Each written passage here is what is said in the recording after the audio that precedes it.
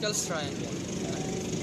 Pascal's triangle is a triangular array of numbers which was discovered and developed by Blaise Pascal.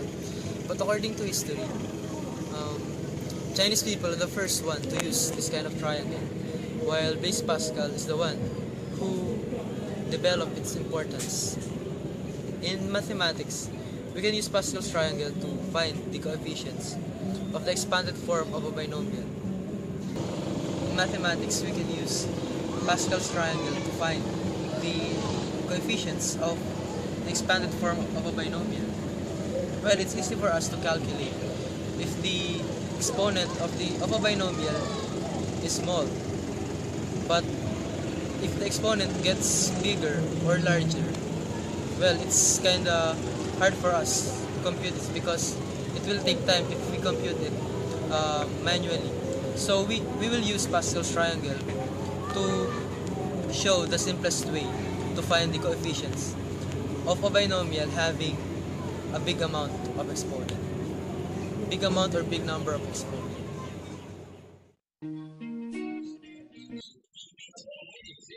This is how we construct a Pascal's triangle.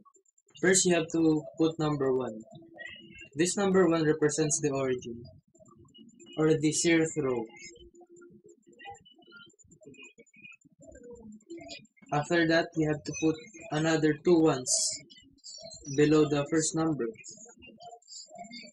These 2 numbers represent the first row. And to get the second row, you have to add these 2 numbers in the first row. So the sum of these 2 numbers is 2.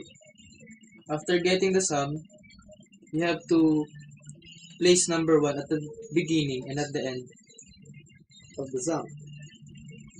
This is now the second row. This process goes until you get the desired row you wanted. So for the third row, you have to add each 2 consecutive numbers. So the sum of this is 1 and 2 is 3. 2 and 1 is 3. Then after that, after getting the sum, you don't have to you should not forget to place number 1 at the beginning and at the end of the numbers.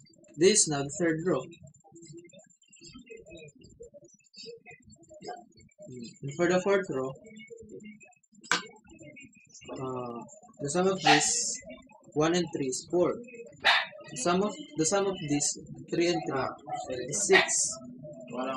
The sum of this 3 and 1 is 4. And you always have to put 1 at the beginning, at the end of each row. This is now the fourth row. This process goes until you get the row you desired. And as you notice in the arrangement of the numbers, there is a figure formed. The figure form is just like a triangle.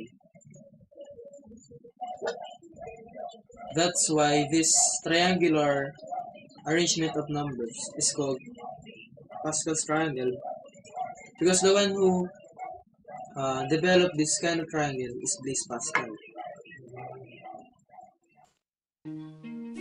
We will proceed now to the application of Pascal's triangle. Pascal's triangle in mathematics is used to find the coefficients of a binomial. So for this example, as you can see, the exponent is 4, and if you expand this binomial manually, it will become like this.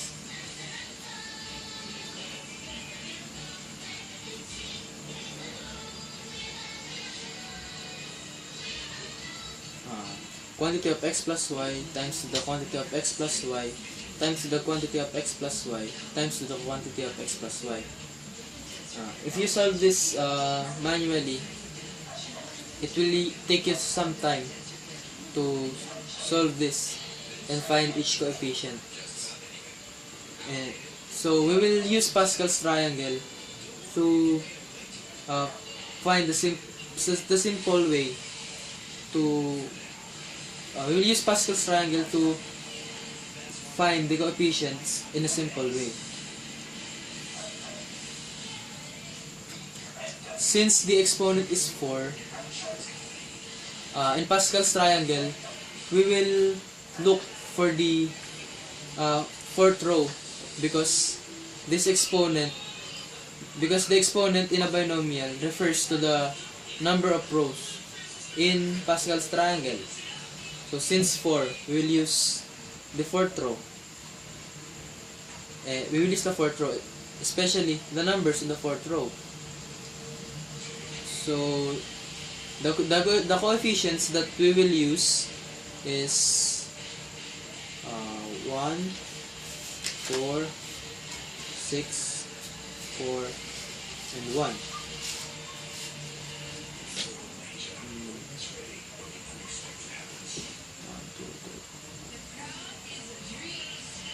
Since so we will use the fourth row, like I said. So we will now proceed to the expansion of this binomial.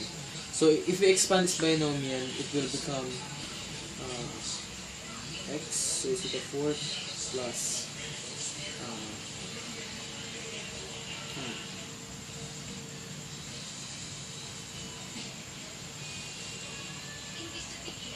we will now proceed to the expansion of this binomial.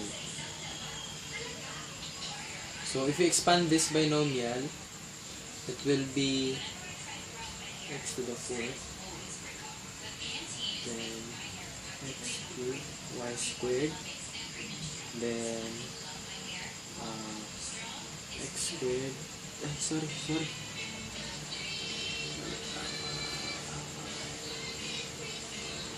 We will now proceed to the expansion of this binomial. If we expand this binomial, it will become x to the fourth plus x cubed y plus x squared y squared plus x y cubed plus y to the fourth.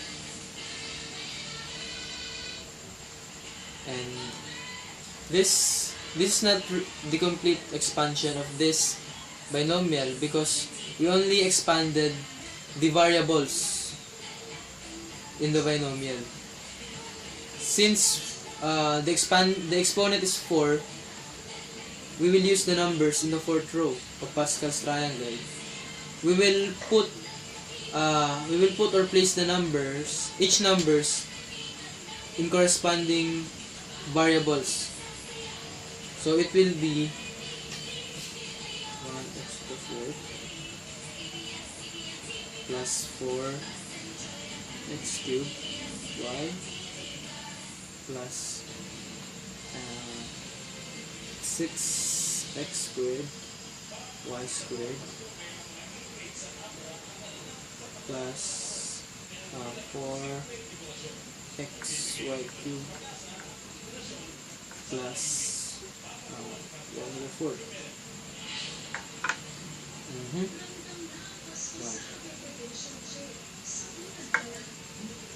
1. So if we